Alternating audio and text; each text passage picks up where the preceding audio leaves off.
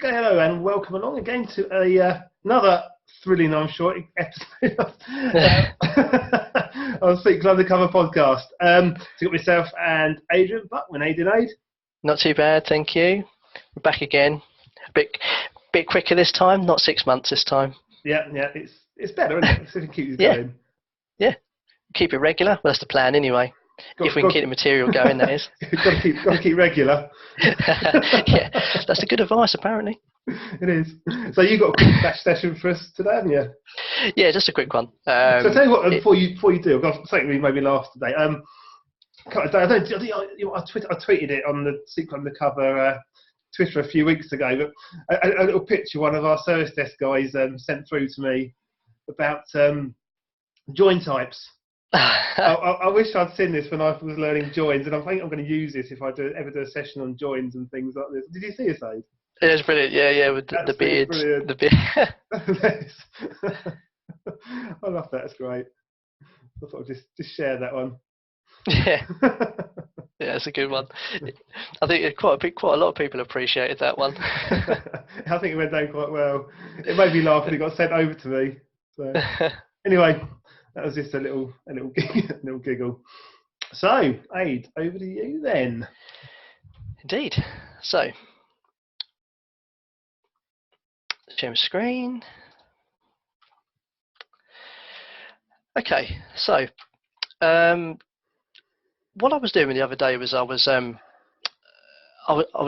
doing lots of work for the new inspector. I was working on lots of new objects, and the way I was doing it this time around was a little bit different to how I've done it in the past, and that I was creating all my new objects in a database, and then I thought, well, what I'll do is when I'm done with those, I'll just write a quick script from sys objects where create date is greater than the last day or whatever, because that's the stuff that I know I've created that's new.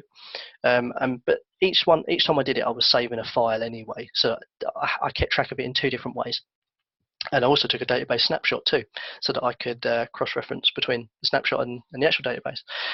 The point I'm trying to make is that what I was doing was, what I'd normally do with that is I'd take the script away and copy and paste it into the installer script and all that sort of stuff. And I thought, there must be a better way.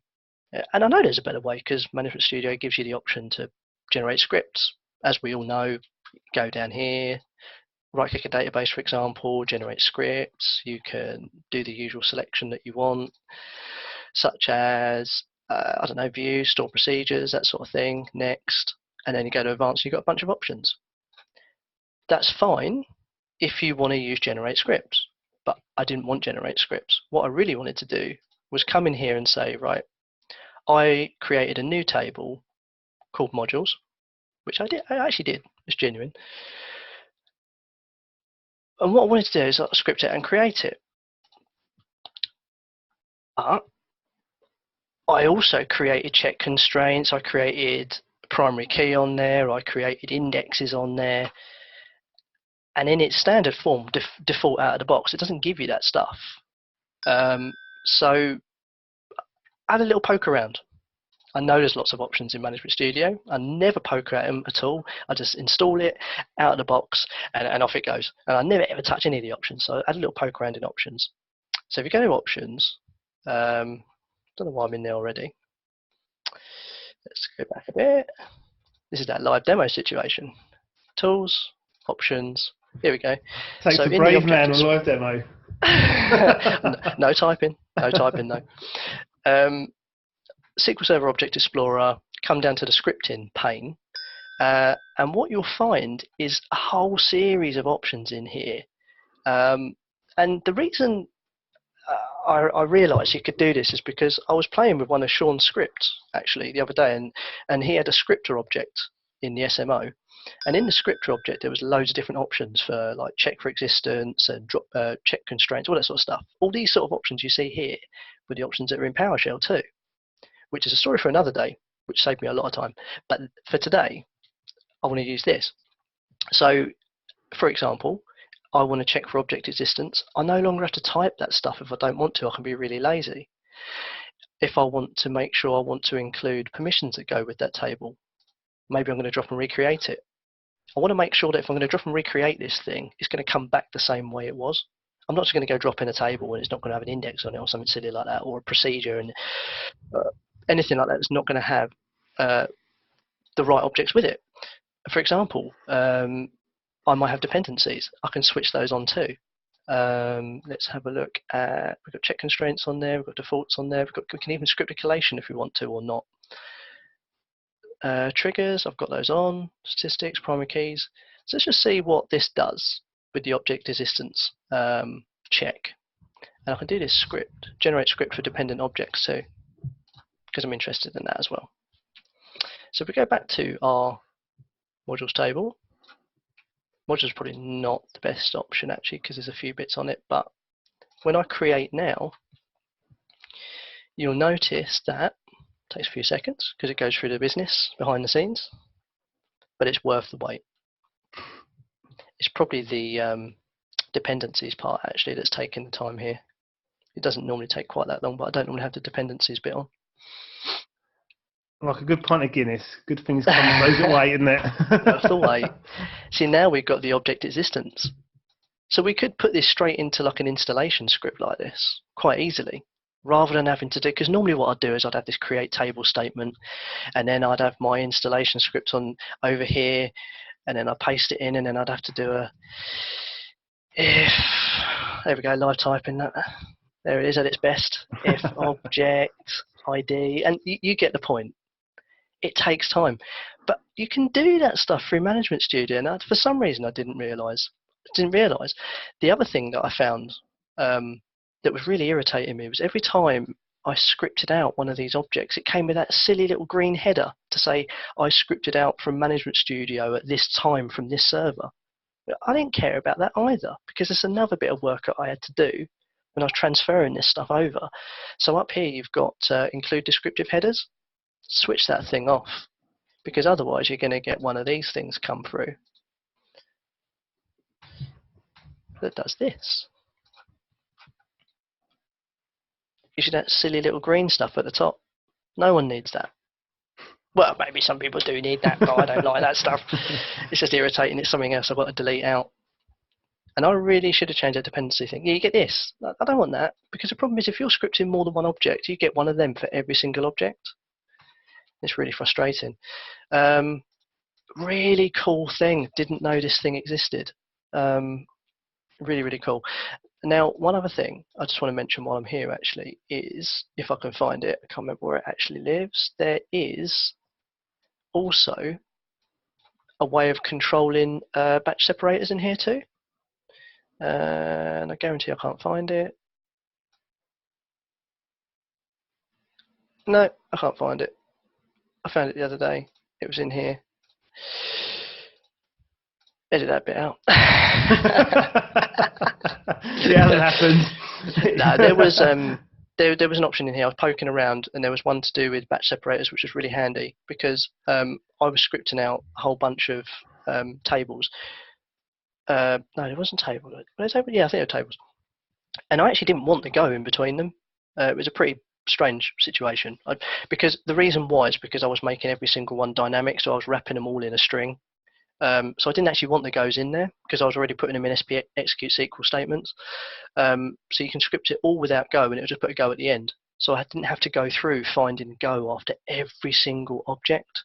That's really handy. And if I do happen to find where that is, I think we'll put it in the comments in the video, because for some reason I can't find it.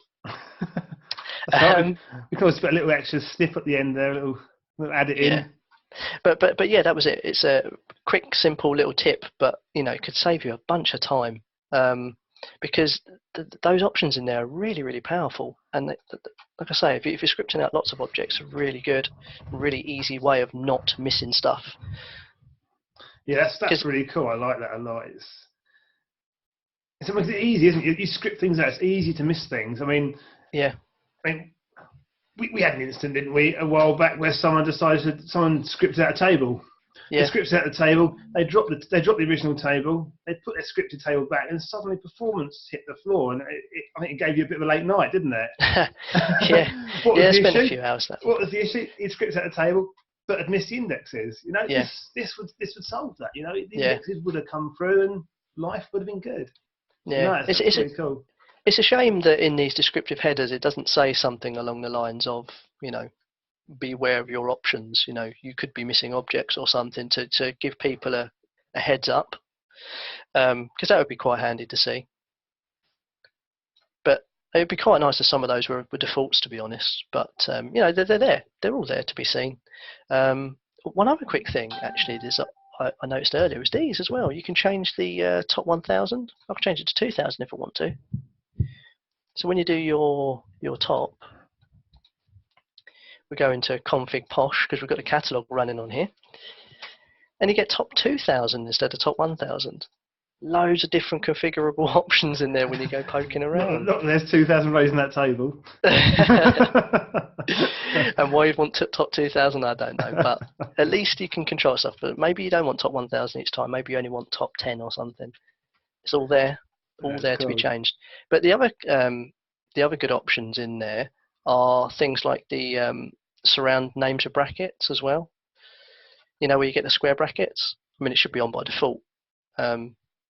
But yeah, you can change that off and on as well. So when you drag the objects over, you get brackets. So many configurable options in there that I didn't realise existed until I was poking around with it. That's it. Have a little poke. Have a poke and see what you can find. Definitely worthwhile. It's a great bit of kit, really, considering it comes for free. Management Studio. Oh, and it's brilliant, isn't it? As a free. I mean, people slag it off and things. I mean, it's got its little foibles, but no, it's very, very good. Yeah. Especially you try using some of the things that come with the facing like MySQL and Postgres and stuff like that. They don't even come close to what we get with Management Studio. We're spoiled, we don't realise it. We are spoiled. Not that I play with Postgres or MySQL often, but when I have done occasionally, you're left wondering. No, fortunately, with Postgres now, Azure Data Studio helps out there now, doesn't it? Yeah. Whereas it never used to.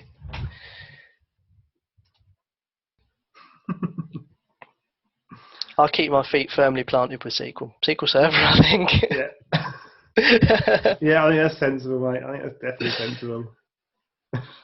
Cool. Okay. Well, cheers, Abe, for that. Thank you very much. No worries. And again, come and join us again in a couple of weeks' time. Hopefully, we'll keep this going, and we will be back in a couple of weeks' time. Yeah, we will. We will. We'll be there. But in the meantime, check the YouTube channel, SQLundercover.com for the blog. Sign up for our newsletter. Our newsletter goes out once a week. Well, once a week, as long as the post has gone out. Get us on Twitter, Facebook, Slack, and wherever else we might be. SoundCloud. That's another place we tend to put these, don't we? On SoundCloud So that's us. So cheers for watching. We'll see you again in a couple of weeks' time. And thanks, Aid. Thank you. See you next time.